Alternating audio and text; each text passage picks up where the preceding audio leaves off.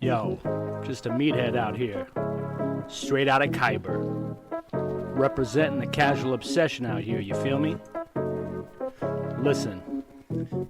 So I've been chilling out in Ebby. I just washed up on a ship. On the beach, some fool called Jeets is talking crazy. He's a trip. Thought I'd go hit the inn and grab some ale. Just kick it. Next I know Salimus is yelling, "Smite the wicked!" So this is how it goes round here. They want me fighting with no fear. Handing me a sword. Will I survive? It's not clear. Cause now they got me running down a crypt so hating rests. These traps can slap scary, get back, but hey, where's the crest? I'm grabbing scrolls, doing puzzles, and even killing rats. And spiders from the floor? Yo, can't y'all get some cats? I'm guarding crystals from cultists. You know my weapons, they smoking. This Drexel hand is evoking. Suspicion spells are being spoken. This is my adventure, it's my journey.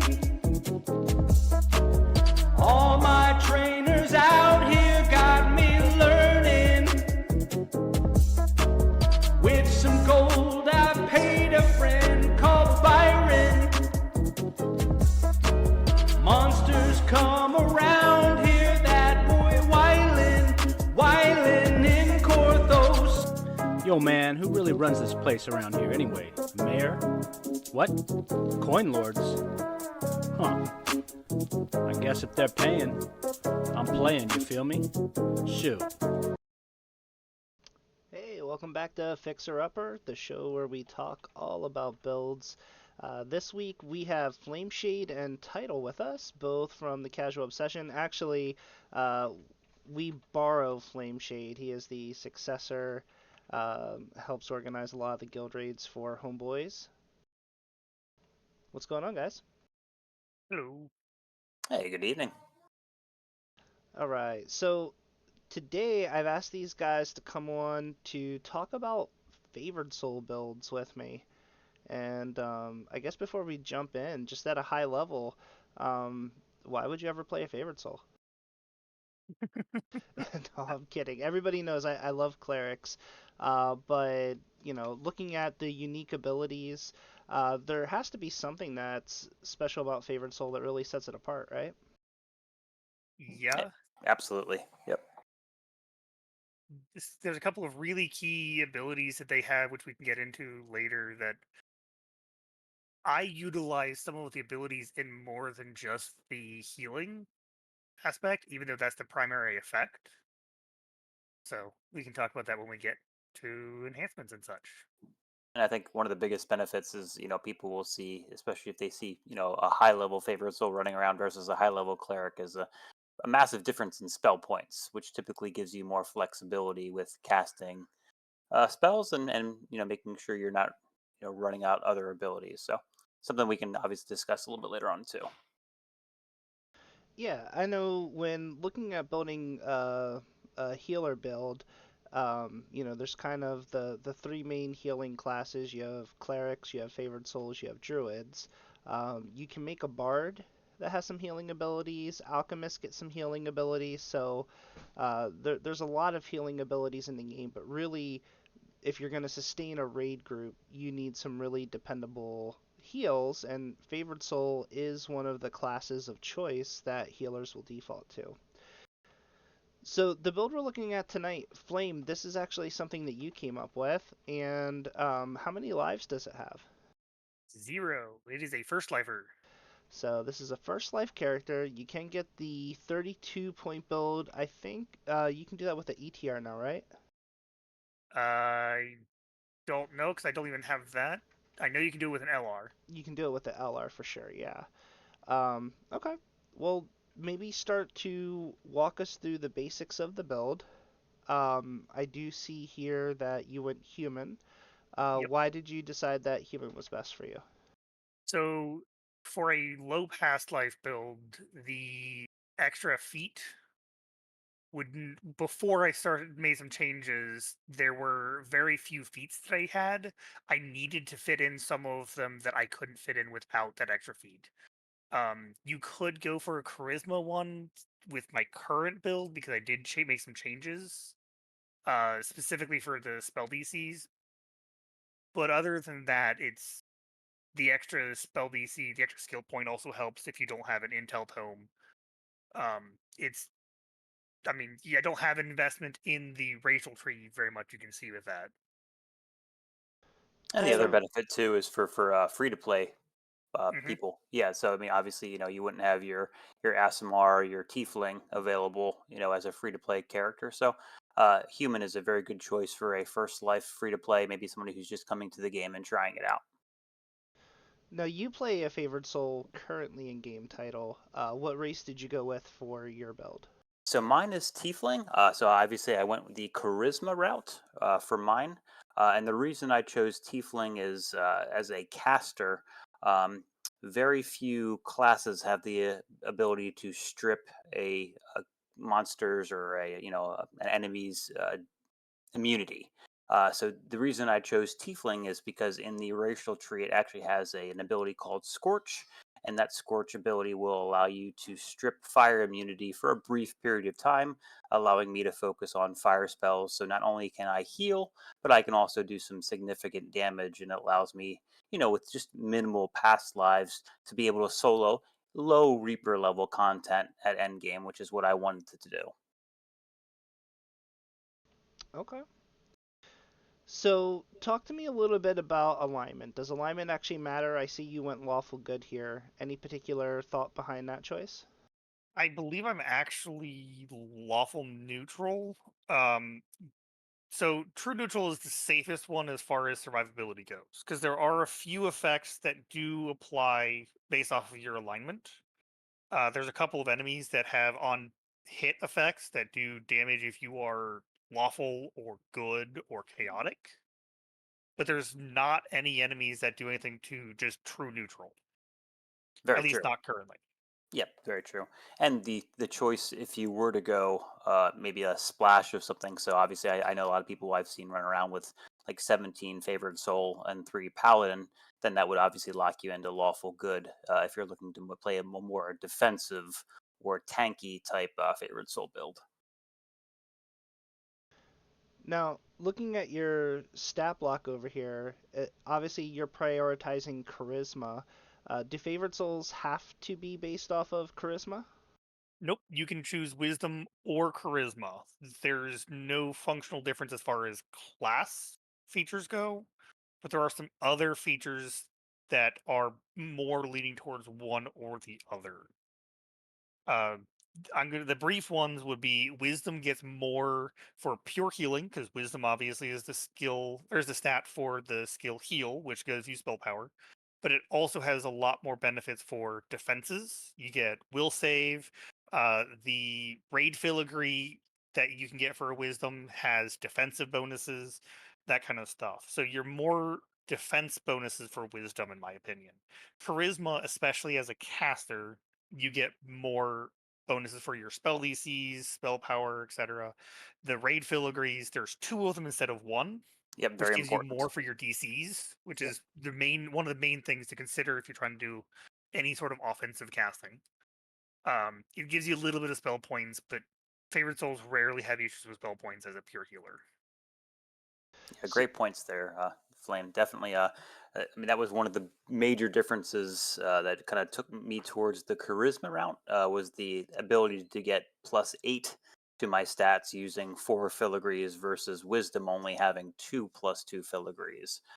So that is something that's pretty important for if you want to play yours as a DC caster, whether it's Necro or Evo or even enchantment. Some people play with that and use greater command to great effect in High Reaper.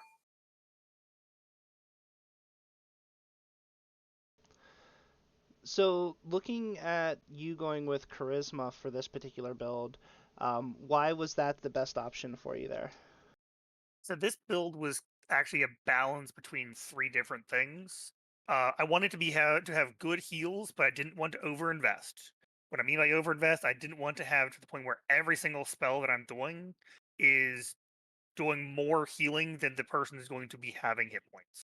I don't need to be doing 10,000 points with an ability that I only need to do 2,000. So I do want to be able to do 5 or 6,000 because then my small heals do more. So like close wounds, which is one of the big single target heals that I use all the time. I want it to be able to do a couple hundred. I don't need my heal spell to do 5,000. So I invested a fair amount into healing. I then wanted spell DCs because while healing is my melee's range, etc., through everything is very good and it needs to be done as a healer, sometimes it's better for me to just insta kill that caster that's in the back that's going to be doing 7,000 point polar rays to my front lines. If I can insta kill it with a slay living or a destruction and get it out of the fight, that's better than me trying to heal my party member through it. That's a And great then I also example. wanted, since this is actually more of a raid healer rather than a Reaper healer, I wanted to have the ability to help clear trash. So I also invested into light and alignment spell power. Flame, you brought up a really good point when we were talking earlier, but if you can kind of maybe bring this up to the audience here today too. So I know in a Hunter Be Hunted, you actually use a specific spell that permablinds the archers, which kind of takes them out of the fight without having to kill them and have them respawn. Can you kind of talk about that a little bit and kind of explain Yeah. the tactics there? So I was going to get into that with the spells and spell selection there, but there's a level 3 spell called Contagion, and it's a the same spell DC type as Slay Living and Destruction, so it is a necromancy spell.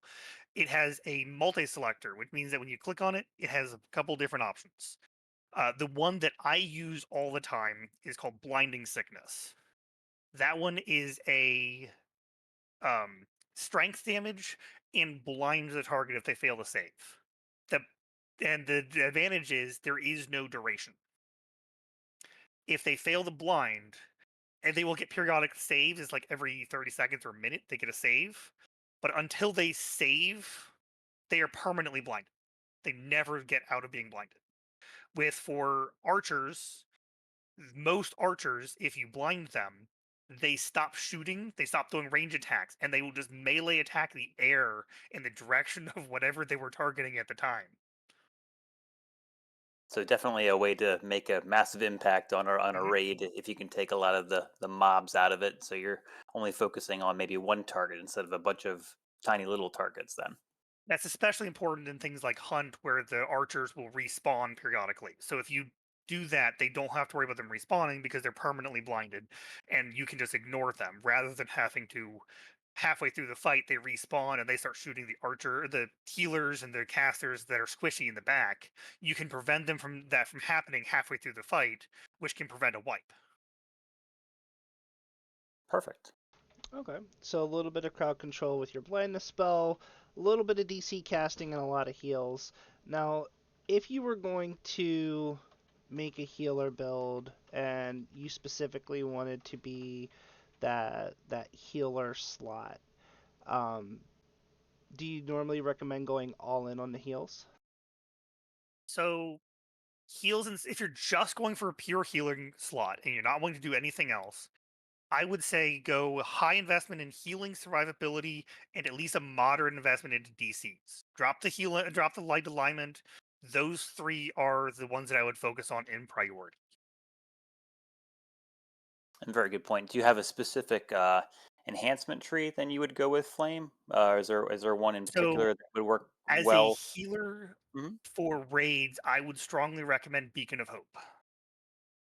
Yeah, I Um, definitely agree there. the reason why is specifically the Flame of the Favored. It's the wall of healing that everybody sees.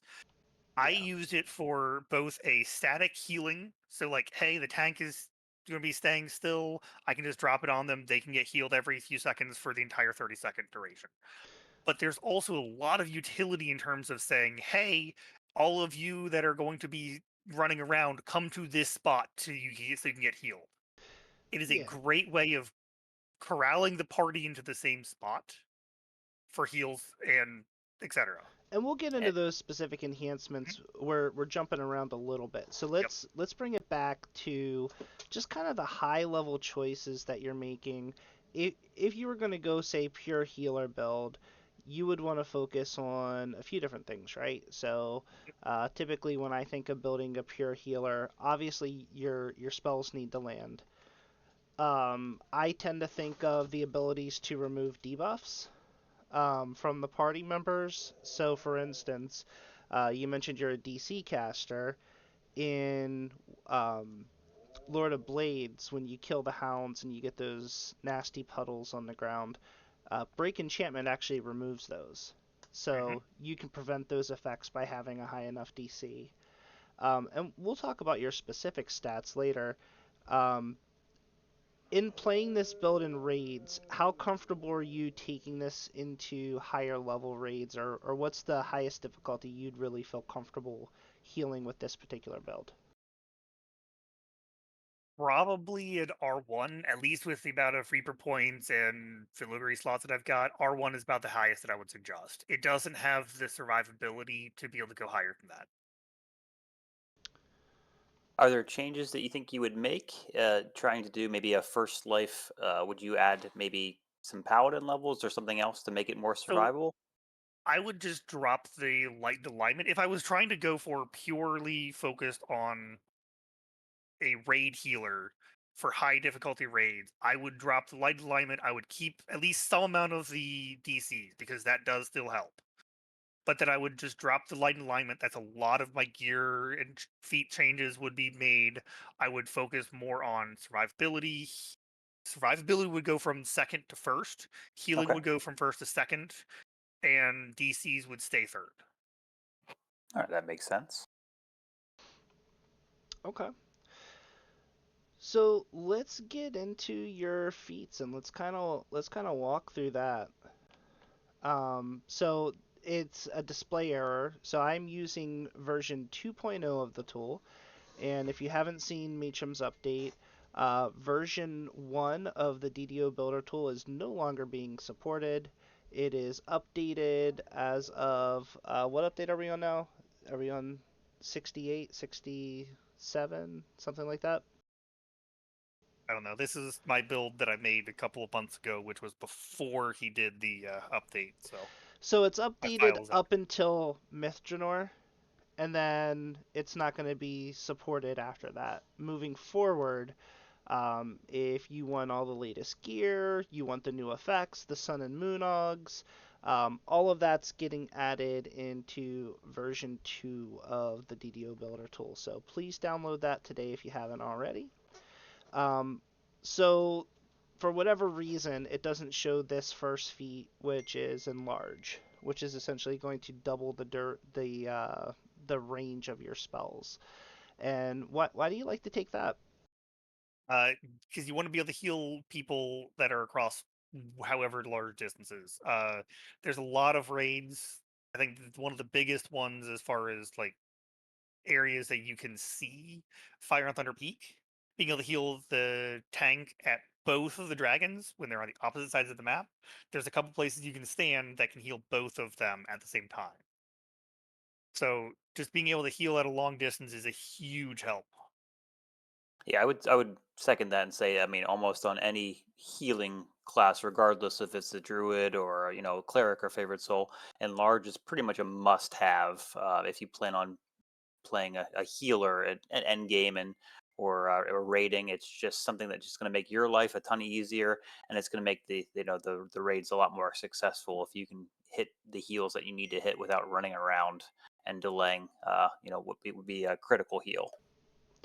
Yeah, and I think actually we can probably power through some of these meta magic feats pretty quick. They're Yep. fairly standard. So you have the ones that are going to increase your spell power, and those are going to be empower, maximize, In the and epics, you get intensify. intensify. You didn't take empower healing spell. Why I did why not why drop that? because it only applies to certain heals. Yeah, it would apply to like the closed wounds, mass cures, that kind of stuff. But it doesn't apply to the heal spell. It doesn't apply to my beacon abilities, which are in my enhancements, which do healing. And I dropped it for an extra point of DCs for my offensive spells. So looking at Sorry, it heal. does apply to to heal spell, but I was needing the DC, so it does. Sorry, so yeah, power healing does. applied to the heal spell. Sorry. Yeah, I was gonna say, so Sorry. maximize and empower won't Won't. actually Yeah. apply to It doesn't heal. apply to my offensive casting as well, Correct. Yeah, that which I is do one. have a lot of offensive casting mixed in there. Yep. Sorry, that's what it was for. Now I actually do use Empower Healing on my healing or my favorite soul build, but again, it's not. There's no standard for this, so I think it's a matter of personal preference, and if your positive spell power is high enough as it is, in Flame's case, I'm sure it's probably well over where you're over healing in most I mean, instances. I have Yeah, you about could. a 700 when I'm actually running. So Yeah, my running spell power is a 700 positive. yeah. I'm sure with a pretty high crit chance as well too. So in those cases, 62%, I think, something yep. around there. So Yeah. in those cases, yeah, you're probably overhealing most of the time Mhm. anyway, where the Empower heal feat may not do you a whole lot of good. The main reason why I dropped it was because I'm doing a first life trying to get DCs. And if you are going to be going for a first life DC caster, you need to get something to increase your DCs. So at that point, the extra +1 DC was more beneficial than the extra 75 spell power. That makes sense. I guess my natural question would be, why not replace empower spell with empower healing? Because I am also doing offensive. Oh, I'm doing light because of your alignment. light spells, because of your Yep. light and alignment spells. That makes Yeah. sense. And if you're just going for healing, Empower Healing is cheaper, same spell power. You're better off with Empower Healing. Actually, at that point, you're better off with both, but Empower Spell is more expensive. It's 15 instead of 10 spell points per use. And then speaking of DC casting, you do have heightened spell, and that's going to increase the DCs of a spell based on the highest level spell you can cast. In this case, you're going to be able to cast up to level 9 spells. Hmm. So, what that's going to do for you, for instance, is your Sound Burst is going to get +7 DCs because instead of being a level 2 spell, it's going to be cast as though it were a level 9 spell for the DC calculation. Yep. So that's actually pretty nice. You do have extend as well. Tell me a little bit about why you like extend. So, you know that prayer that you're always asking us for? I don't have to cast it quite as often. There's a couple of other spells that are short duration that applies to, but the main two that this one applies to are prayer and recitation. Those are both only like 2 minutes at a time. This makes it 4, so it'll last the entire fight rather than having to for like entire section of Lord of Blades. If the DPS is a little bit low, my prayer and recitation will last the entire section. Whereas if I had it only for 2 minutes, I now have to go back into melee range of the boss to be able to recast it. Whereas with this, I can cast it while we're all gathered up, waiting for the next cycle, and then all the melees and DPS run off, fight, and then we'll gather up at the next point. That's a really good point, Flame. I mean, I didn't take it on mine, but I definitely see where it can be very important for those two buffs because as a healer, I think if you've played one before, I think everybody knows that you've got enough to worry about. You're watching health bars and buff bars and debuff bars and everything else, and it's just there's a lot to keep track of. So having that one less thing to keep track of is definitely beneficial. Hmm. Then we have some more DC casting feats: Spell Focus Evo, Greater Spell Focus Evo, Arcane Insight, which is a temporary boost to your DCs and Spell Pen. Then you have Embolden, which is another +2 DCs, some extra spell points. Um, Did you take? I'm curious, Flame. Did you take Force of Personality at all, or do you I find did that not. okay? How do you find the will saves I without mean, having it? my saves in general on this character are low. I don't have enough Okay, saves for it to make a difference. My will save would jump up by like what is that, 30 points, which would put it into the 70 range. That's still not high. okay, correct. I was just curious. I mean, maybe a person building and trying to decide if they wanted to go the charisma route. I would say Yeah. that is maybe one of the quote unquote drawbacks is that if you don't take force of personality as a feat choice, you're going to have a lower will save, and then how do you kind of cope in maybe some of the higher Reaper stuff with that? Does it really negatively impact your character? With the amount of immunities you get from freedom of movement and death ward, there isn't a lot of things that apply. So there aren't that many times where it's a huge issue. I'm more likely to have issues with fort saves than I am will saves, just because of that. Got it. Makes sense. So then we finally get to your first favorite soul feat, which is Grace of Battle. And talk to me a little bit about this. So that one's just using your charisma and for your 2-hit and damage for your favored weapons if you are proficient. The other alternative will be wisdom. It's either or. You get charisma or wisdom. It's just a matter of which one you're going for as your primary. The favorite soul gets a lot of bonus feats that are very selective. Yep. Like at the very beginning, you get all of the divine beloved of feats basically were originally favored soul exclusive. They added them as options for cleric and favored soul to take, but the faith-based feats are pretty much all available for free for favored souls. So you And just choose which follower you're going to go for and go from there. perfect segue there, Flame. I was going to say, is there a specific follower that you tend to go with or you prefer based So for on a your playstyle? healer, I prefer the Sovereign Host just because of the unyielding sovereignty. Well, Being able to for the Child of Faith and the Beloved of the Divine, these aren't gonna matter, right?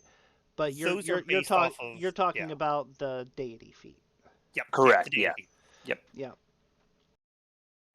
So I go for the Sovereign Host just because of unyielding sovereignty. As a healer is one of my primary things. The fact that the unyielding sovereignty removes neg levels or removes death penalties, which is the only thing basically in the game that does it, other than the Morning Lord can remove it as well from their racial tree. So if you're not familiar, if you're on the Eberron side, these are all of your um, deity feats that are available to you, and you'll see that you get some type of special unique ability at level 6.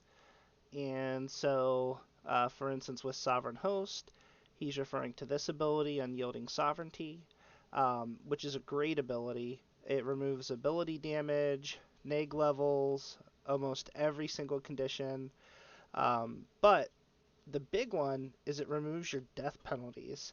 So if you start stacking up death pens on your tank in the middle of a raid, and you don't have a shrine because you're in the end fight, not only can you res them, but you can clear out all of their death penalties and restore them to maximum health, which is quite useful. Mm-hmm. Are there any maybe second choices, or for somebody who says, "Hey, I like unyielding sovereignty, but I want to do something different"? Was there any other So ones that it you would pick depends instead? on what you're doing. They have some of those available for all of the different builds. I mean, uh, Arian has a DC buff. I don't even remember what a lot of these other ones do. I think, well, the Blade Swarm is a defensive bonuses, but you can't be healed. So there's a lot of different ones that are dependent on what you're doing. Oron's instruction is actually going to give you a wisdom bonus, not a DC bonus. You're right, It, but it it does does have Spell Pen. it does boost up your turn undead, which you can't do as a favored soul. Nope. Not till later. not unless you pick it up in the Destinies. That's right. But Yep, you do have a lot of charisma to be able to make it really good if you're going that's for true. charisma build. That is very true. Eladra has a luck of Eladra, which gives like a saves and such like that. I think it also has. I think it was like a bonus to everything based off of a roll. Yeah, it's got a Yep. bonus to all your skills, all your ability scores, based off of a random roll. So there's a couple of them that are really good, but for a pure healer build, I'd say Sovereign Host is the best. Undying Court is a res, but it's only a raise dead if you're doing anything other than elf.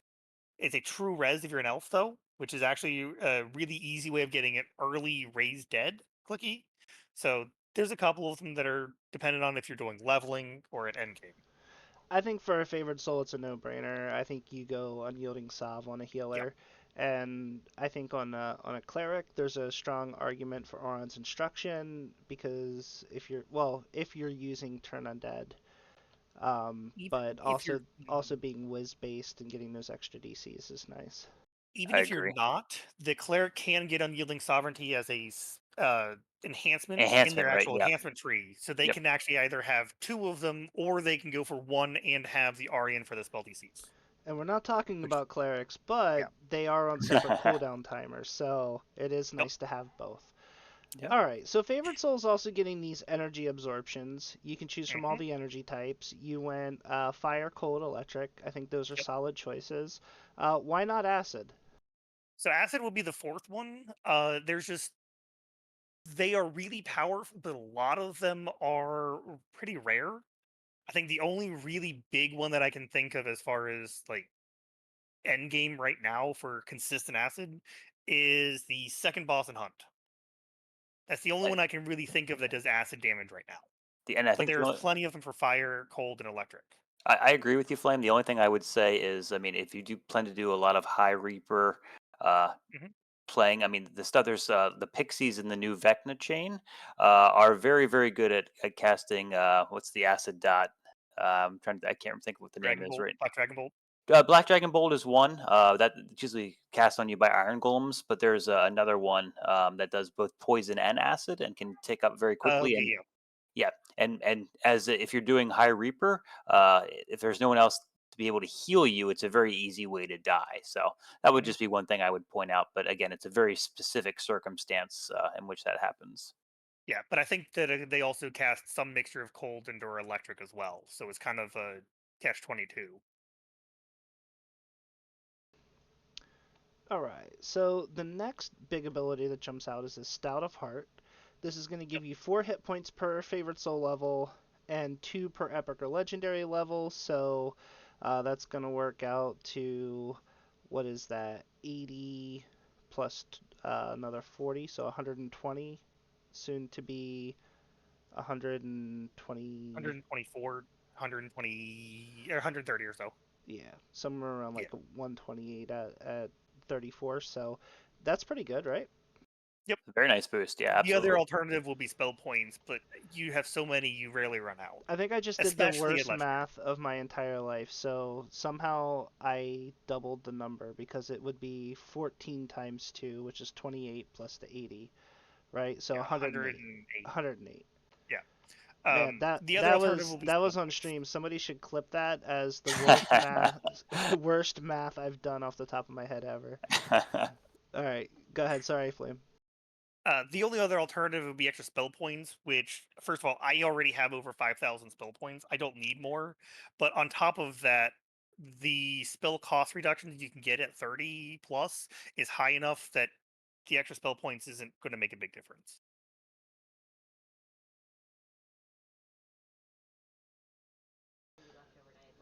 All right.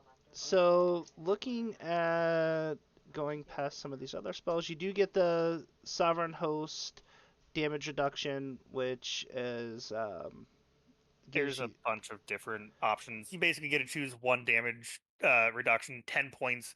Cold Iron, Silver, Adamantine, one of them, it doesn't, they don't really make a difference these days. It used to be a big deal. 10 points was a lot back in the day. All Is there right. one that you think is better than the others? I typically Not went with really. with Cold Iron, but I don't know if that's still like the primary choice. There Or if isn't there's a big difference between them, to be honest. okay. Well, with his hit point total, he probably shouldn't be getting hit a whole lot by anything, DR or not. But we'll get there. Flame, if you don't mind, we'll pimp this build out a little bit at the end. Oh, that's fine. All right. Epic spell power positive. Obviously, you're getting extra spell power. You're getting 10% to your spell crit damage, plus another 5% crit damage with other spell types. You have the light spell power, doing the same thing as the positive one, only with light. You got The this. 5% do stack, so it's actually 5% for the positive plus the 10, so it's 15, plus the 5% from the light for a total of 20% from that for each, as a small note. And then you do have uh, Fount of Life, which is giving you 20 healing amp and um, 20 positive spell power. And then kind of a misnomer here. Burst of Glacial Wrath. Talk to me about that. Crowd control.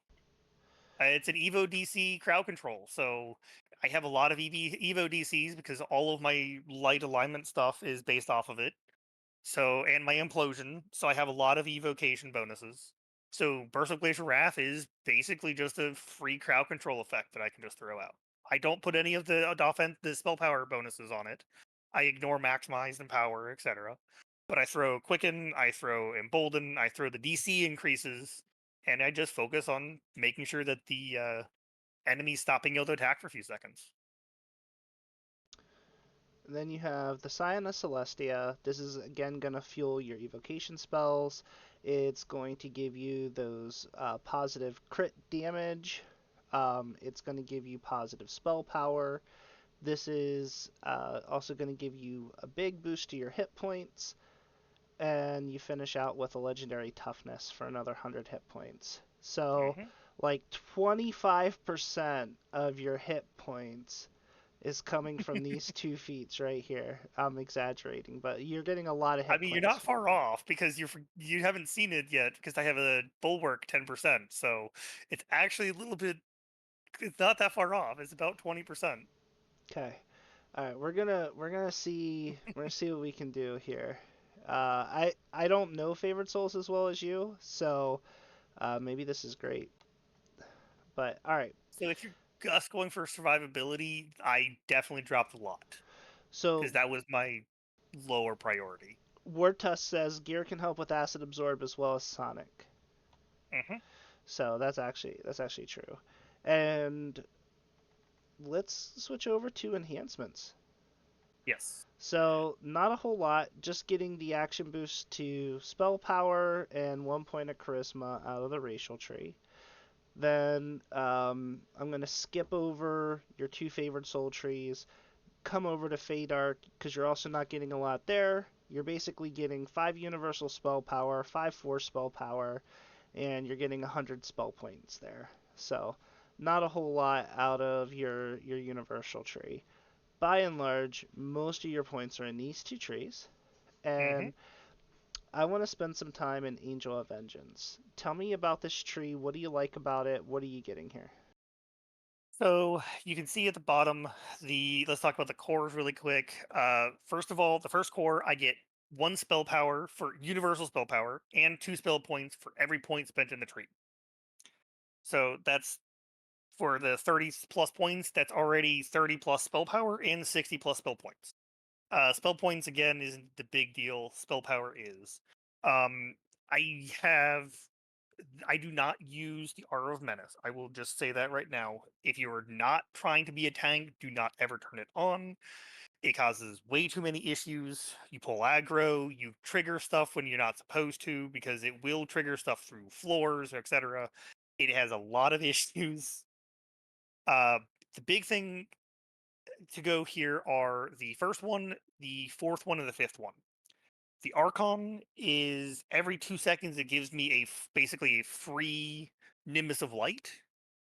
It's a like 20 spell points gives me a 5 minutes of I get a Nimbus of Light every 2 seconds to an enemy that is hurt. So it will not start hurting attacking something that's not been attacked before. So it's less likely to pull aggro, etc. And then but it does trigger a lot of my things that give me extra bonuses. Like there's the tier 1 Scourge, which is whenever I cast a Fire Force, Light, Physical spell, I get spell power for those same things. Then they stack. So it'll keep that stack up, which gives me more and more damage. It will also trigger the temporary spell points from the tier 2 Just Reward, which is every time I crit, I get 10 Sacred Temporary Spell Points. So with my 60% plus spell crit chance, that means every 2 seconds I have a 60% chance of getting 10 temporary spell points. That helps to mitigate additional spell point losses for the fact that I'm not getting as much spell points other places. So for long fights, that's a huge help. And then the fifth core is for DCs and spell power. For the majority of the rest of the tree, I obviously have all the spell crit chances because I just talked about how I get spell points for spell crits for my light. The I obviously go for charisma for the DCs. The tier 4 abilities, I'm going to come back to the Sunbolt off to the left here in a second. The Intense Faith is increased max caster level. Or sorry, not max caster, increased caster level for my light and alignment spells. Now, the Sunbolt. I could drop it and pick up something else because I just needed to get enough points spent in the tree.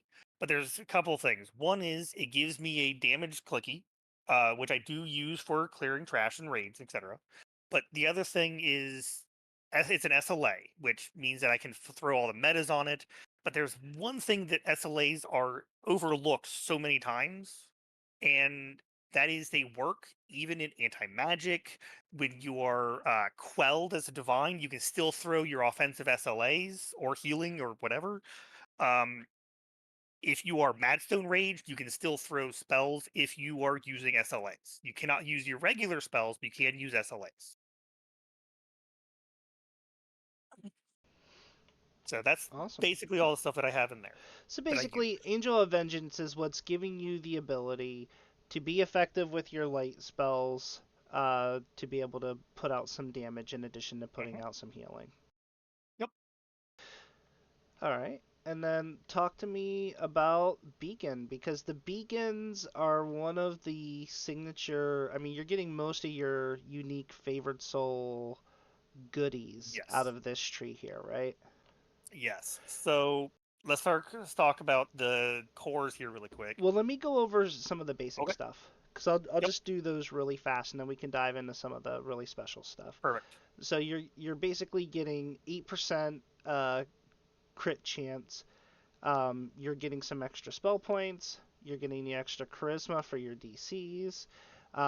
You're also getting some PRR out of the tree, and at a high level, I think those are the basics. Yep. So, go ahead. Okay, so I basically get a bunch of passive benefits for my healing, my positive spell power, my healing amp from my cores. So my core, that's what the main passive thing for my cores. Then I get a couple of unique abilities, which are my second and fourth cores. They do something similar, but the one is obviously stronger. The second one's stronger. They are a cone in front of me of healing. They will also hurt undead, but that can also give them things that increase the unconsciousness range, and healing amp for allies in the area. So the first one is just a heal with a debuff to enemies that removes things like invisibility, blur, stealth, displacement, etc. And then the fourth one is the same exact thing. Obviously, it's a bigger heal, but it also does things like remove a neg level. It gives the benefit effects of panacea restoration and dispel paralysis on top of the healing. So I can use it to remove neg levels, curses. No, not curses, but basically everything except for curses and not all of your neg levels. But it's a lot of removal. The last core is, or the capstone is for charisma. There's an option for wisdom. It has increased maximum cash level with healing spells. It means that my things that are scaling off of my favorite soul level also scale off of my epic levels as well. And I also have a true resurrection clicky spell-like ability. As far as the rest of the tree, this is when we're starting to get some other ones. Good Hope. It's an SLA. I only put 1 point because I don't really need to reduce the cost or the cooldown, because it's a minute per caster level anyways, so 1 point is plenty, never spend more. Tier 2, I have Close Wounds. That is the basic heal for everybody all the time.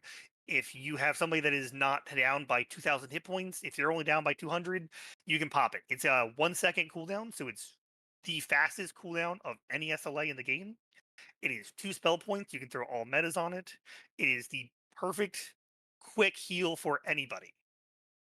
The And you can hit some second, impressive numbers on that, especially if Mhm. they have decent heal amp, right?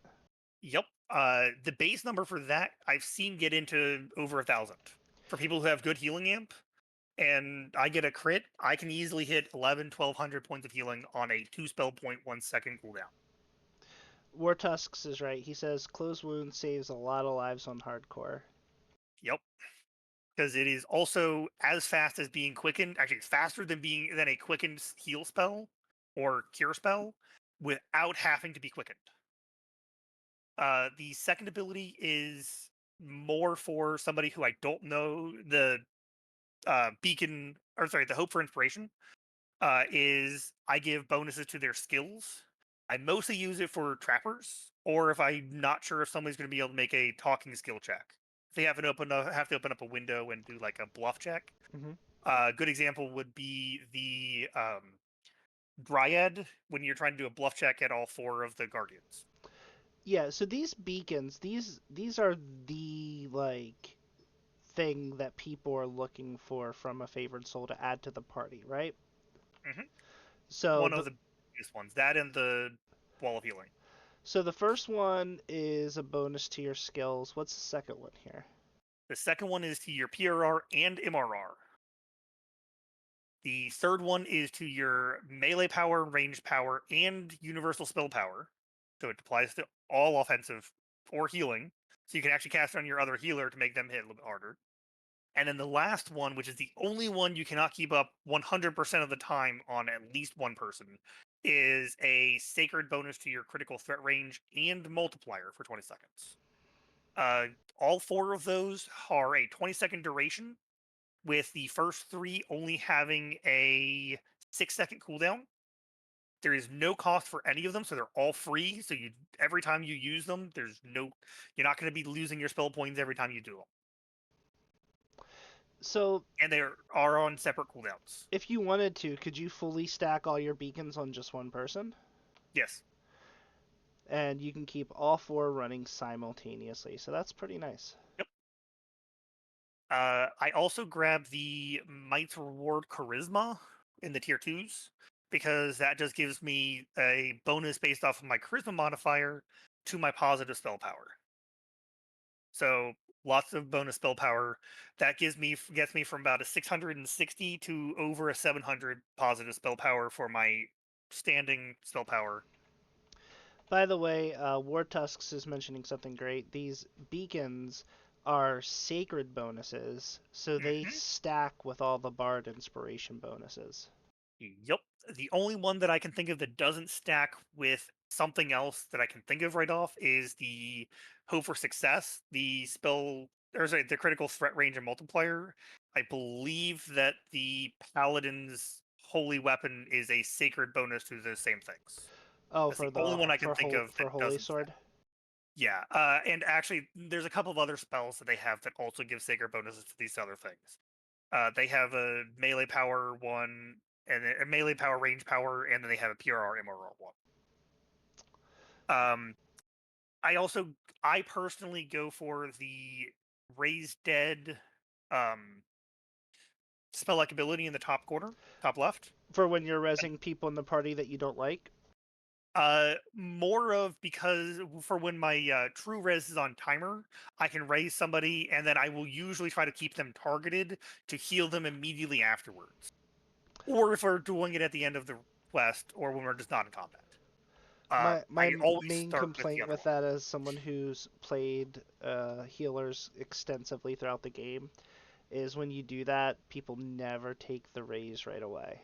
And you just end up Yeah. being paralyzed because you're like, if I Well, stop I targeting this will. person, they're going to instantly die. If they don't accept the raise within a second or two, I will ignore it and come back to them when I can. The big thing with that is I always start with the true res.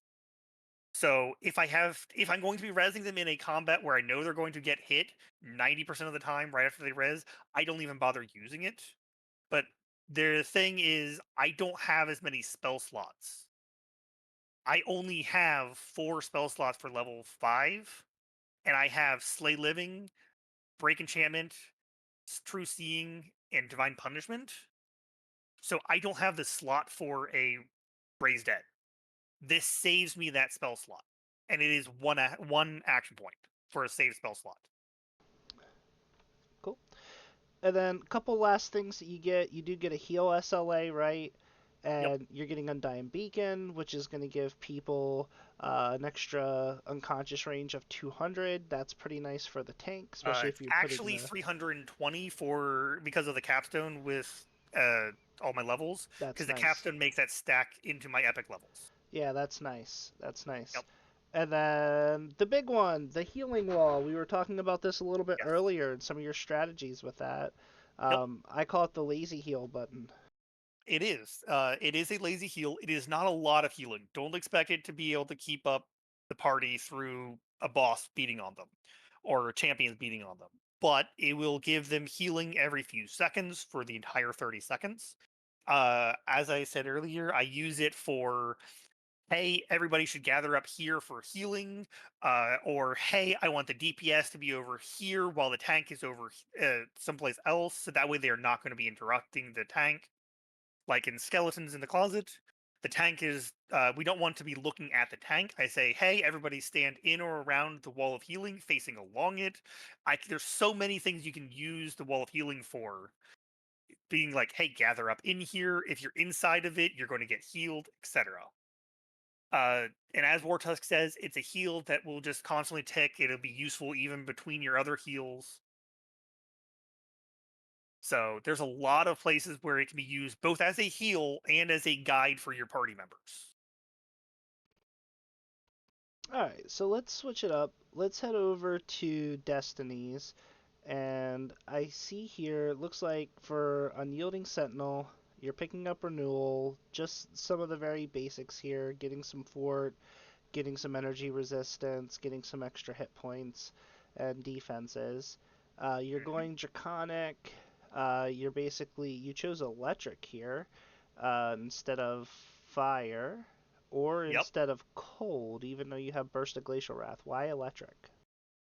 So Electric is purely for the tier 3 Scales of the Dragon. 50% Electric Absorb. I can use scrolls or items to get Fire Absorb 50%, Fire Shield scrolls for Fire and Cold Absorb 50%. You can't do it for Electric and Acid, and Electric is a lot more prevalent, especially in raids. That's the reason why I chose the Electric. Okay. You're also picking up some Necro DCs. That's for things like your Slay Living, Slay Living, Destruction, Destruction, and my Blinding Sickness, and Contagion. your Contagion spell. Yep. And then coming through.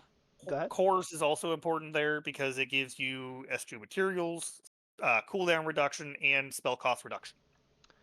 Yeah, Between this issue second and materials doesn't really bother me. I guess it's okay.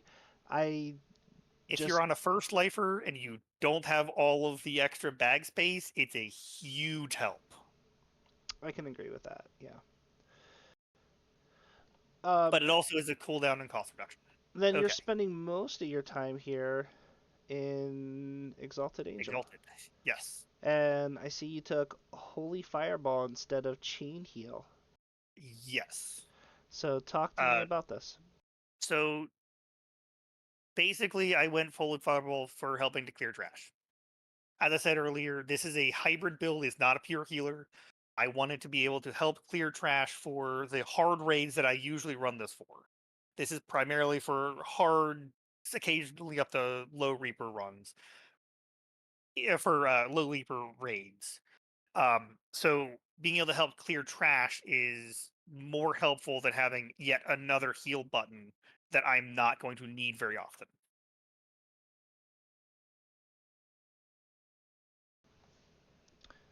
Yeah, so it looks like here in Exalted Angel, obviously you're picking up a lot of spell points, a lot of light and positive spell power. You're gaining a lot more spell points with an extra 10% Destiny bonus. You're getting the Leap of Faith. Your Leap of Faith is going to heal people as you go through. You're in the Destiny Mantle. Which version did you decide to go with? So I went for the one that gives me damage on offensive cast rather than the one that does it around me. No, sorry, I did the other way. I went for the one that does it around me, so that way I don't pull extra aggro when I don't want it. I can stay away from enemies easier than I can just accidentally throw a single spell. Like my Wall of Healing will hit undead with that other one randomly and do like 5,000 extra light damage or whatever to an undead that happens to walk into my Wall of Healing. I don't want to pull the aggro accidentally from doing that. There is one correction. I did not grab the will save or the healing amp in there. I did, however, grab the tier 5 that gives extra defenses for having the Font of Life feat. 15 armor class, PRR, and MRR. I don't care about the turn undead bonuses, obviously. And trying to see what else I got, because there's a few things that you have in there that I don't. It may have imported badly Yeah, I think it because this imported was a differently. version 1 file that was converted over. So that's possible. Yep. Okay. Alright. So you're getting some extra damage, Holy Fireball, the Sun Pillar. You're getting some extra Evo DCs. You're getting another SLA for heals with this Mass Cure Moderates. Between that, the Healing Wall, and the Closed Wounds SLA, you have a lot of healing at your fingertips that you're not having to break the bank on. Mm-hmm. You have a nice spell point pool, a little over 5k spell points, and you're getting some extra positive healing boost out of the tree here. So overall, looks pretty good. Let's talk about your gear. Yeah, this is where it took a lot of balancing. So again, I'm trying to do multiple things, so my gear is a little bit all over the place. I do have the 5-piece Forbidden Knowledge set. With the goggles, helm, belt, gloves, and boots. The rings are both have the Legendary Bulwark, 10% hit point set bonus, with the third piece being my orb. You don't see it because of the import issues, but my main hand is a Night Mother Scepter for Insightful Spell Focus, as well as Spell Pen, Insightful Spell Pen. I went for a 3-piece set with the Flame Cleanse Fury, because that gives spell DCs, charisma, artifact bonus to fire and light, spell power, and spell crit chance. And positive spell power and spell crit chance.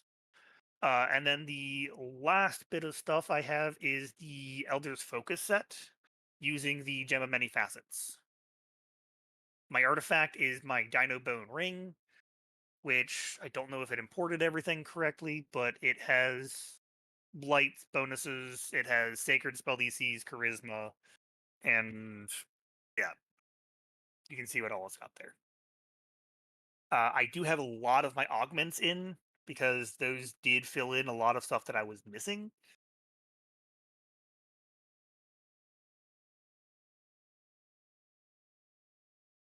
Sacred spell DCs, there you go.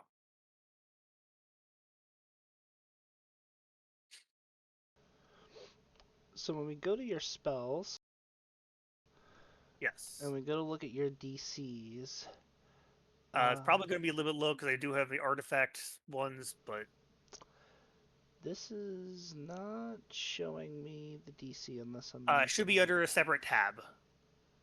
The DCs. Oh, yep, there we yep. go. No. This is just going to show me the Okay. ability DCs. Normally, if you hover over the spell, it shows your DC. That may be something that... Check on the Slay Living one or the Destruction one rather than... Yeah, that works in-game. So, like, in-game, if you hover over Implosion, you won't see it. Yeah. You have to hover over another evocation spell in order to see your evo DCs. Actually, we do have a section over here under breakdowns. So yeah, spell but that school one just DCs. shows the bonuses as far as I'm aware, rather than the total values. It's the bonus plus the stat mod, right? And bonus then plus a stat mod plus the base, which is plus 19 for most of these. Yep. Well, the values that I'm having in game are standing on the ship, 92 for my necromancy, and my evocation was that 94? No, 90. Yeah, 94.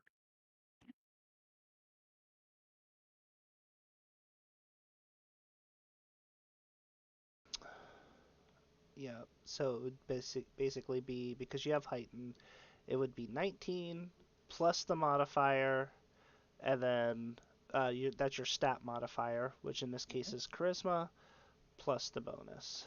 So if we're looking at this the right way, it would be for your Evo spells, it'd be 45. Necro is 6 behind at 39. But let's go with the higher one. So 45 plus 40, which gets you to 85, plus 19. So that should be around 104. That's a little bit higher than what I'm actually seeing for my Divine Wrath. My Divine Wrath is showing as a 94 right now. And Are you in then, Reaper or out of Reaper? then if you go into Reaper mode and toggle on Embolden and Heighten and Arcane Insight while you're boosting, this is saying that you should be able to get to 56 plus 60. So this is saying you can get to like around 116 Again, way in higher than Reaper. what I'm actually seeing in game. I think there's something that's where I think that the Intensify is being thrown in there or something. Something is being thrown into the spell school DC value there that isn't actually. So we're doubling up on something. Because I'm only getting to about 100, like 98 to 102. That's what I'm actually seeing. Yeah, we'll have to take a look at that and see what it's saying is stacking that wouldn't actually stack. But It might be throwing in my spell DCs or my stat in there somewhere. I don't know. Doesn't really matter. The actual value is about 100 in Reaper, plus or okay, minus a few. is that with Arcane Insight? Without. That's without. Oh, okay. So 104 to 108, roughly. Scion of Celestia's double counting. I see that. Yeah.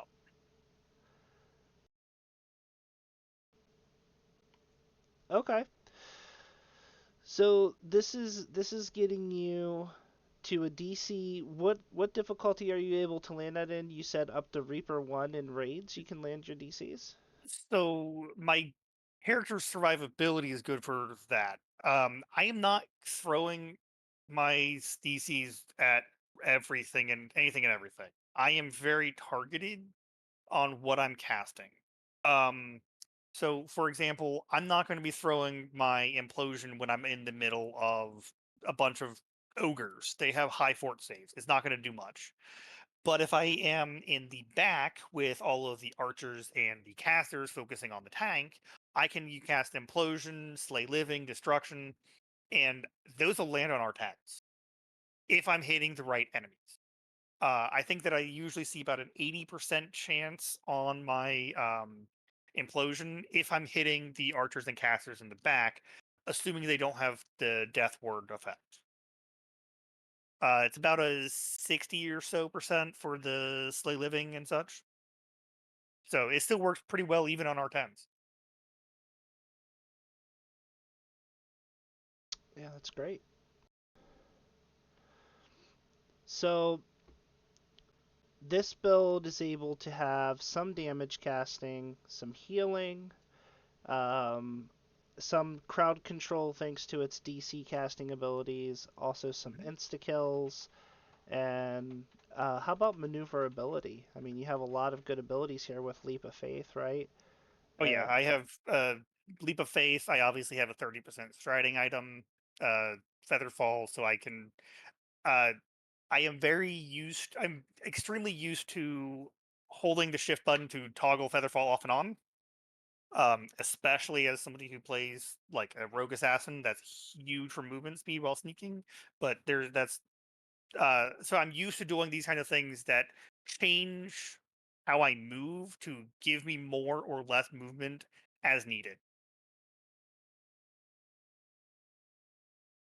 But yeah, if you're used to it, you can actually do a almost end up right where you started with a single angelic charge or leap of faith. I was gonna say at level 17, favored souls automatically get Leap of Faith too, right? Hmm. Yep. So Which means that are these on they the same do cooldown, separate cooldowns? they are the same charges. The difference is if you have Leap of Faith, and Angelic Charge, they come back 3 seconds faster per charge. So it's a 12-second recharge instead of 15. But that, and obviously you're going to want to use the Angelic Charge because it's no spell point cost as opposed to a 10 spell point per use. But otherwise they're identical. Same charges, same cooldown, everything. So we have a few minutes left here before the next stream. So talk to me a little bit about your filigree choices. Now I love that you've highlighted a build that doesn't have that much investment on the scent weapon. It only requires basically for you to have 5 filigree slots unlocked. That's not a very high bar. Nope. So go ahead and walk me through your filigree choices, both for your weapon and your artifact. So I do see that that was the one that I was trying to save, and it was clicking the wrong thing. Instead of hitting Control S, which is save on everything else, was changing the filigree for the fourth one on the weapon. That's supposed to be Eye of the Beholder Charisma, the fourth one, instead of Angelic Charge or Angelic Wings. Other than that, I basically went for the Charisma bonus for a lot of it. My goal was to get charisma and DCs from the first chunk because I need them to make it work.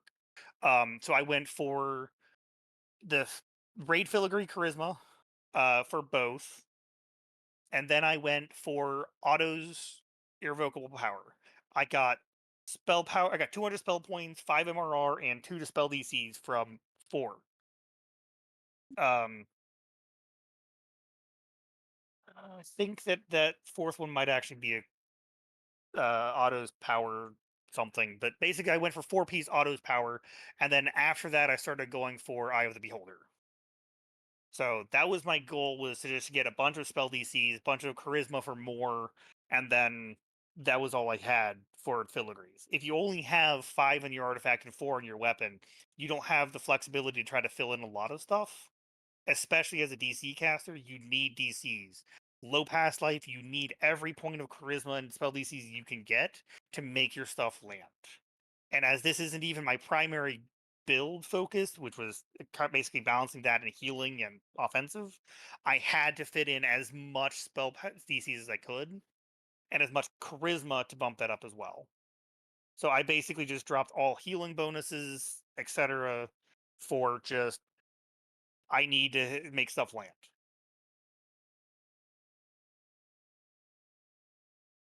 If I had those extra 5 points that I was trying to do, because again, this was designed for a first life character. I was replacing my primary healer so that way I could do past lives with it with another healer. I was like, okay, what do I want to do? Let me go ahead and make a first life. What can I do to make this effective in as many things as possible? Here's the build I came up with. And I didn't want to have the 200,000 sentient XP investment. 5 slots I figured was a good bar.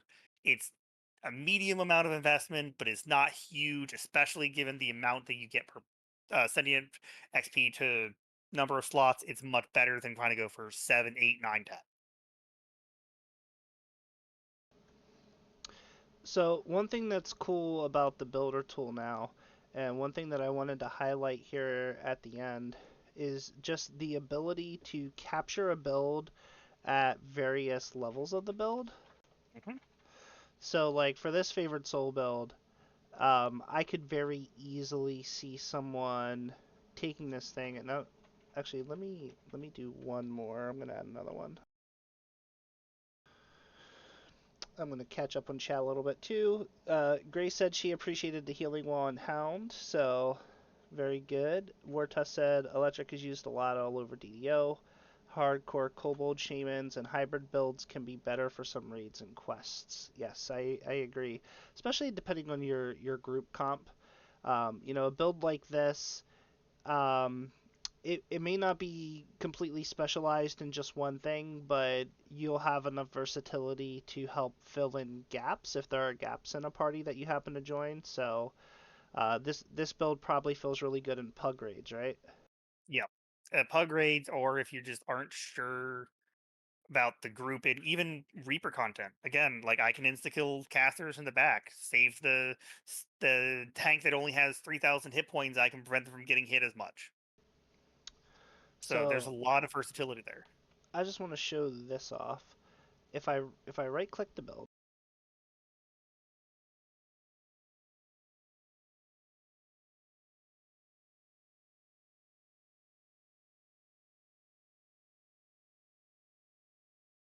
You can change it to whatever level and you want it to so be. now I just changed it to level 20 favored soul. You're gonna see here that it automatically unspent destiny points that were spent that were of too high of a level. I'm going to go back through. I can change my enhancements. So say I wanted as a favored soul, hey, you know what? You're going to level up this way. You're basically going to be an Angel of Vengeance. You're not going to worry about your healing abilities. You're going to level this thing up as a spellcaster because that's going to feel better. And I can show you the gear that I would put on this thing at level 20. And Yep. then when I save this and I send this to somebody, you're going to see here, these are all files under the same build. And it's giving you a breakdown like, hey, run it this way up to level 4. I can do a level 10 version, a level 20 version. And you can really capture all the different gear sets that you're using along the way to make it easier. I think this is especially useful for this type of caster build, also for tank builds that um, Yeah. aren't aren't going to level up the same way that they're going to be presented at endgame. Unless The you, only time you would want to level up a tank as a tank is if you are in a dedicated like Reaper group, or if you're on hardcore where you have a dedicated group, that kind of stuff. It's hard to do a yeah. couple of builds. Pure healer, pure tank are hard to level by yourself. I mean, also there's the possibility that you hate yourself, and you would do it in that instance as well. I mean, I didn't say impossible, I said hard. All right. So, Flame, this is a great build. Thank you so much for hopping on to share it. I'm going to get it No posted problem. on the forums for anyone who wants to, but we have a little bit of time left, about 15 minutes. What do you say we make some changes to this? Please do. I always appreciate feedback. I mean, my feedback is I think the build's great. I think it accomplishes the goals that you set out to do. So this is not in any way to take away from that. However, let's say that you had, instead of wanting to be a little more well-rounded, let's say that you were running with a group that you could depend on the party DPS, right? And you Hmm. didn't have to worry about doing that. What if we, as you were going through this, because I've never played Favored Souls, so I was just kind of thinking to myself, what would happen if you made this like a survivable healer that can also DC cast? So So let's see maybe what that would look like. I would definitely drop a bunch of points out of Beacon of Hope. I would probably change primary from Beacon of Hope to, you're saying a survivable, which was, so you're trying to go for like 3,000 hit points plus kind of thing. If so, Well, you're going to go for War Priest. I'm not gonna go. War Soul, sorry. I'm not gonna go for Warsaw. Well, You're going to need at least some fair amount into War Soul for survivability, because that's where you get most of your let me upgrades. see. 20. I would need 21 points. I don't know if I'm gonna go Warsaw yet. Let me decide. Yep. All right, close your eyes, Flame. It's gonna be painful for a second. I'll know, that's fine. I figured out what I could do on different things, and I was like, this I think will work best for what I wanted to do. So different ideas will definitely give me different insights, and I am still reevaluating my build to this day. First thing I'm gonna do is I'm gonna go and be a fat lumpy dwarf. I'm gonna do that specifically just so I can get this greater dragon mark of finding, but we're gonna get there in a second. I'm gonna lose a couple points of charisma, but I'm gonna pick up some con. I saw that you had a couple points in intelligence that I don't know if I want. You don't have very many skill points. I will point that out. But if you're using a +8 tome, you should be okay. You just won't be able to get some of the things like UMD may not be an option. I'm just gonna work here for a second. Angel of Vengeance, see you later, goodbye. We no longer need you.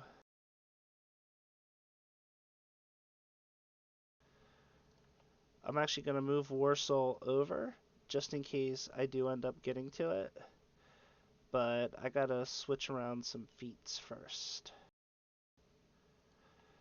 Alright, so if we So come my back... question is, are you going to go for a Evo or Necro DCs? Are you trying to go for insta-kills, or are you trying to go for crowd control? Or if you're going crowd control, are you going Burst of Glacial Wrath, or are you going to go for the enchantment with Greater Command? I'm dropping Extend for Empower Healing spell because I'm gonna trust in my favorite soul spell points to get me there, and I'm gonna focus on buffing, debuffing, If you're going and for higher healing. survivability, being able to walk in and throw that extra prayer isn't a big deal. Arcane Insight is I'm possibly droppable for the... I'm gonna drop that for Evo. Okay. And Light spell power, epic spell power, I light. don't need Intensify either. You can get. I would definitely drop the um, epic spell power light. Yeah, that's gonna go.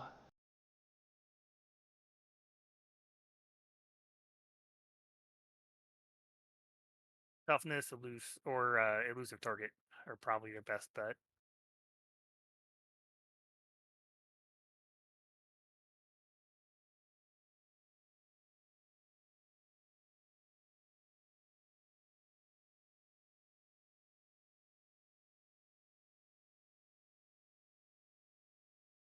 What are you getting rid of here?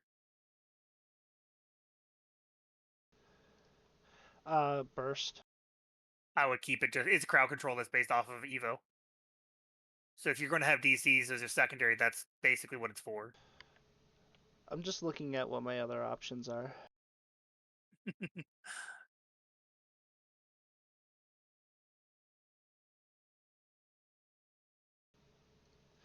No, I think you're right. I think I can leave that there.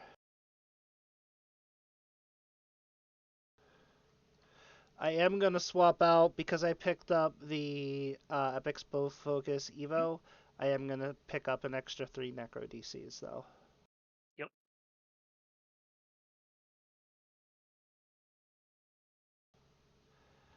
Alright, I feel pretty good about that. Oh, I need one more feat. I need to get a Dragon Mark.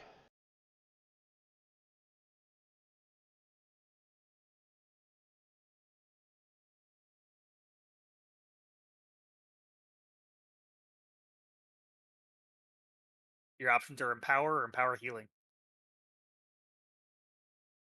Or an Epic Feat.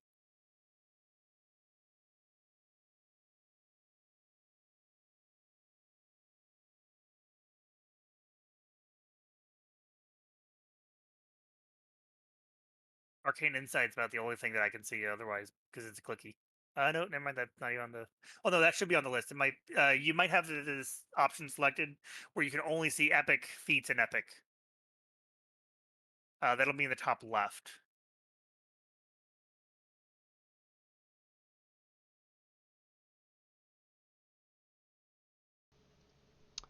Yeah, I don't know where that toggle is. I don't want to waste time It for it. is right above where it says the number of points in the number of build points, 30, 22, 38. There's one that has like the person with the purple background. Right above, to the left too, from ignore items.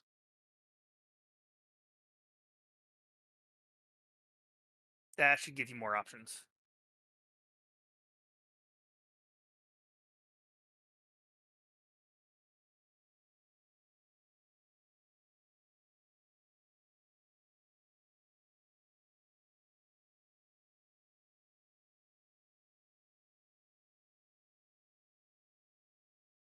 Okay, so apparently Dragon Mark isn't going to show up. Oh, you're a gnome. Did you intend to go change it to gnome race? Nope, I sure didn't. Alright, let's do that. Alright. Yeah, we're gonna do some mixed magic builds too. I just have to make it in DDO first.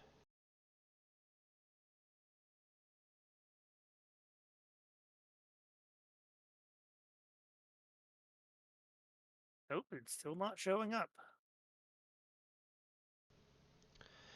Alright, so we got the least Dragon Mark of Warding. We're gonna give ourselves the maximum uses, maximum hit points, and we just want the Radiant Force Shield. Let me just make sure there's nothing else here. We do want the quality hit points. Man, we are gonna be so tight. Yeah, the problem with the first lifer. Points. I don't want that raised dead anymore. Make sure you have the +3 racial tome if you're trying to do all of this. I have 2 extra points spent. So what can I lose?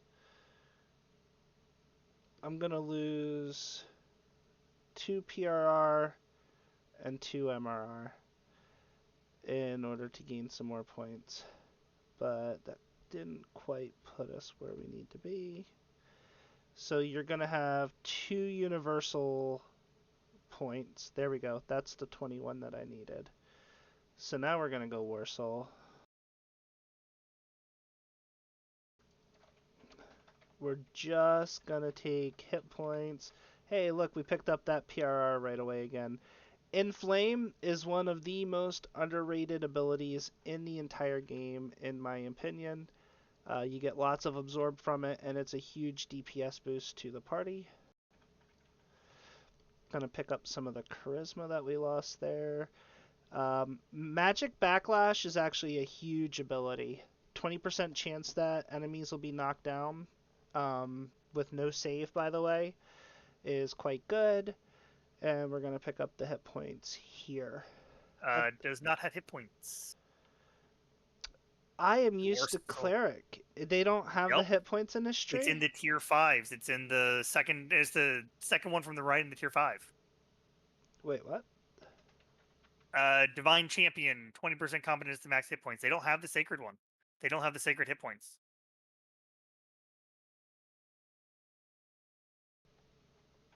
Yeah, I was looking for the Sacred. Wow, they don't have it. They don't get it. Nope. Well, I still feel like we're making out here, so I'm just going to go... You still get Perma Blurry and a bunch of other survivability. No, I don't want the Blurry. I'll add that to gear if I need it. I'm going to actually increase that to 30% here. So I feel good about that. Let's go to Destinies. And... actually, something that you can do to get some points back really quick in enhancements. You can drop the heal SLA, which is 1 point. You can... Oh, you can't because you have too few points spent. No, 41 is the minimum spend. Yep. You have exactly a me. Okay. Alright, so I would keep EA. I think what I would do instead...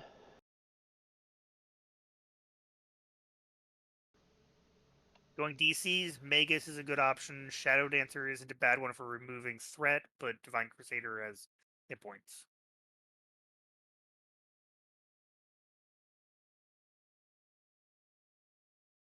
Divine Crusader is, I think, less beneficial for hit points than, and for as a caster, than the Unyielding, personally. I'm going to take the healing pillar because, again, I'm not focused on damage anymore. If you go high enough, the tier 4s, that becomes a crowd control. That's actually the main thing I use it for. The Sun Pillar does, I mean.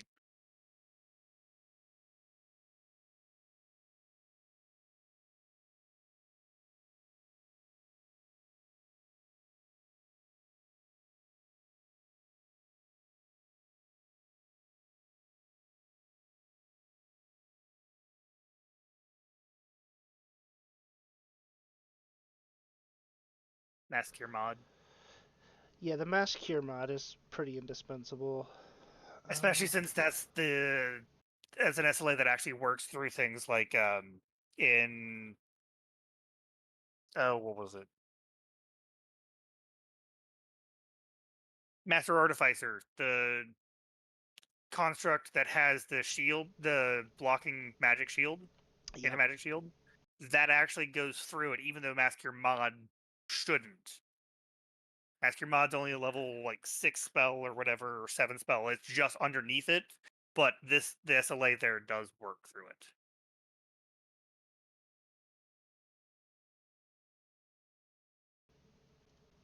Really want that Crusade bonus.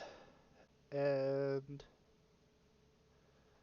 I'm not going to be in the mantle because you're not tanking, and I really do want the hit points. If you can grab it, grab the Holy Presence, the 4th upgrade to the Mantle and Exalted. It's 15% damage to all elemental and alignment damage. I'm getting there. I just don't know if you have the points. Gotcha. So I'm saving it.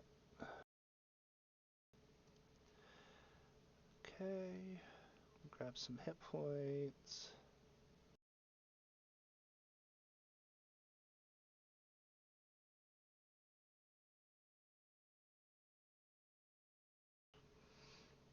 We're gonna end up spending some points on something that's meaningless for us in order to get the beacon. Because I have to spend 7 more points to get the beacon, essentially.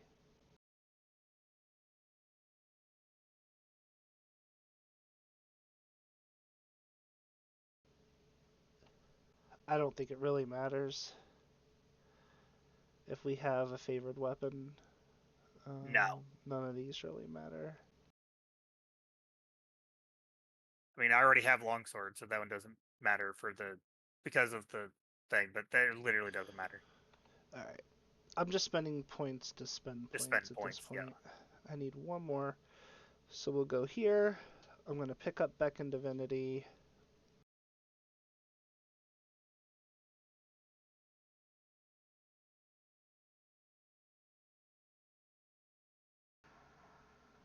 And that's it.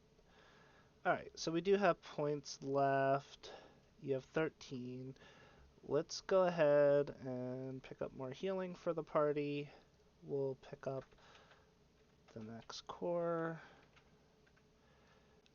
I do like to go in for the meta reductions, but I don't think I would not worry about it with this one.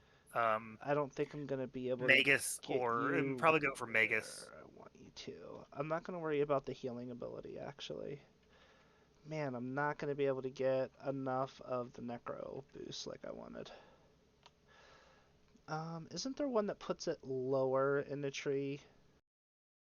Or Necro DCs? Or are they all in the 3rd tier? They are pretty much all in the 3rd now. Let me double check. I mean, it's not the spell DCs, but Primal Avatar does have a 2 to Charisma, which is the +1. Mm-hmm.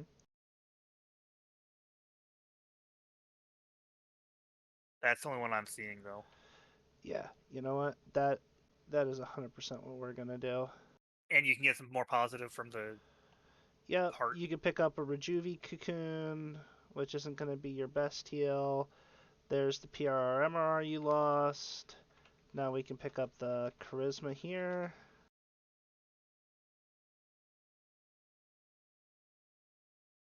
I would go for a Force, I guess.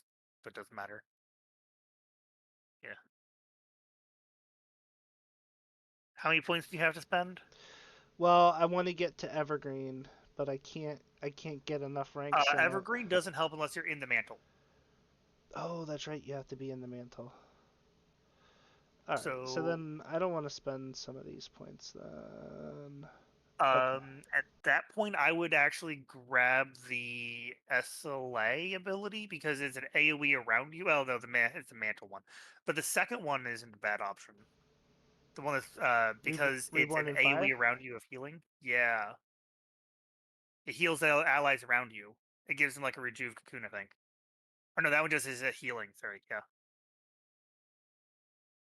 And then the second, I would grab actually, does Divine Crusader core have spell DCs? No.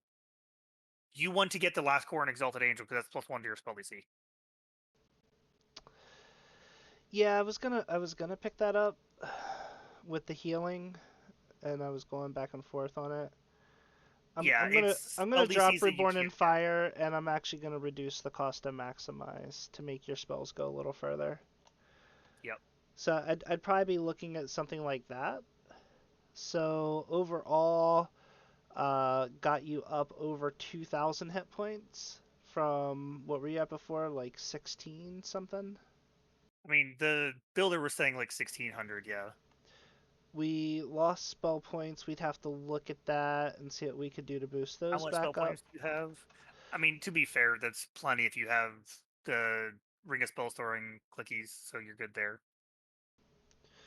The big thing is how much spell power do you have? The big thing is the DC's Necro came up. Evo went down slightly. So we'd have to keep tweaking here, but we are at the end of our Yeah, we'd have to time. go through gear still, and that's a huge thing right there. Yeah, the gear, focusing on hit points. Dropping the Still light not and alignment, etc. not Yeah, happy with the saves. Just out of curiosity, do you have a resistance AUG I in? don't remember. I mean, my actual in-game character doesn't have all of my stuff in there, so I probably do. The answer is no. No, you did not. So Oh, remember the builder, because some of the stuff didn't move over, but I also didn't fill in all of my AUGs. I filled in a lot of them, but not all of them. yeah, and I'm getting a lot of good comments from chat too. I don't even know if I'd want angelic form. I'd have to mess around with the heals there. I might actually go Mantle of Nature. I mean, it's a good option. If you're just if you were going for pure DCs and healing with I would actually probably say Exalted might not be the best option. Well, yeah, Primal might be because a better primary because you Evergreen's can gonna get be really Evergreen, nice, right? you can get Shard Storm for the survivability. Uh, I mean, because that's a clicky that gives you temporary spell points out like everywhere.